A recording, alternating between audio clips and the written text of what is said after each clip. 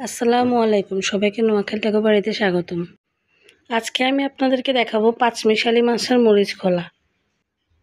নোয়াখালী ভাষায় এটাকে বলা হয় বরগের মরিচ খোলা। দিয়ে দিয়েছি পেঁয়াজ কুচি, দিচ্ছি মরিচ বাটা, দিচ্ছি রসুন বাটা, আর দিয়ে দিব মরিচ কুচি, আর গোটা একটা রসুনের কোয়া দিয়ে দিব। দিয়ে দিচ্ছি সরিষার তেল। মরিচ বাটাটা একটু বেশি পরিমাণে দিয়েছি, কারণ আমাদের রেসিপির নামই হচ্ছে মরিচ খোলা। এখন দিয়ে দিচ্ছি জিরা বাটা, আর দিয়ে দিচ্ছি সয়াবিন তেল।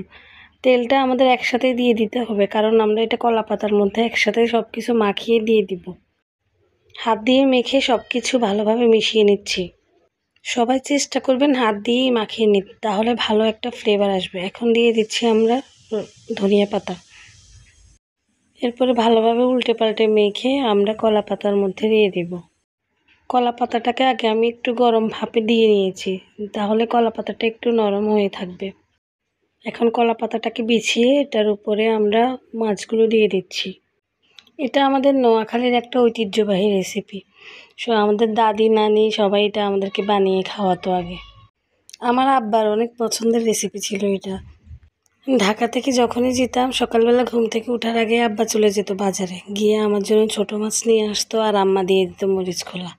দেখুন মনোযোগ দিয়ে আমি কিভাবে ভাঁজটা করছি। এই ভাঁজটাই কিন্তু ইম্পর্টেন্ট। ভাঁজটা ছুটে গেলে কিন্তু আমাদের কলা পাতার মরিচ খোলাটা সঠিকভাবে হবে না। প্রয়োজনে যারা নতুন করে বানাবেন তারা একটু বেঁধে নিতে পারেন, তাহলে আর এটা খুলে যাওয়ার সম্ভাবনা থাকবে না।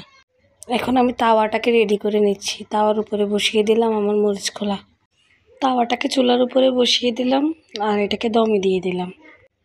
একটা ঢাকনা দিয়ে দিলাম, যাতে এটা ভালোভাবে দমে হয়ে যায়। এই যে আমাদের এক পাশ হয়ে গেছে, এখন আমরা এটাকে উল্টিয়ে নিব। আমাদের এক পাশ এখন হয়ে গেছে। আমরা চেষ্টা করব যাতে এক পাশ হয়ে গেলে ভালোভাবে আরেক পাশ আমরা উল্টিয়ে নিতে পারি, তাহলে আমাদের উল্টানোর ঝামেলাটা কম হবে। এখনই হয়ে যাবে আমাদের ঐতিহ্যবাহী নোয়াখালীর মরিচ খোলা। ঢাকনাটা উঠিয়ে আমরা এখন এটাকে নামিয়ে নিব।